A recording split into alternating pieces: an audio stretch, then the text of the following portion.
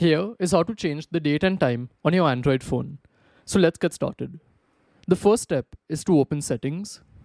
And once you're in settings, just search for date and time.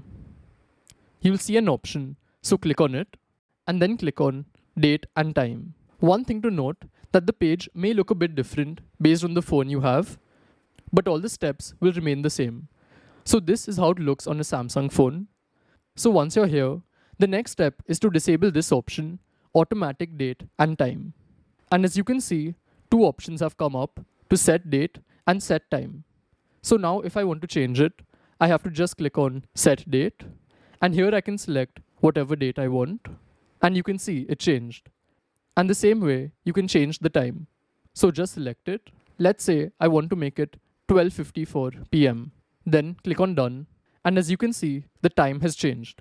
So even if I go back to my home screen, you can see the time has changed over here. So this is how it works. And I'll see you in the next one. Goodbye.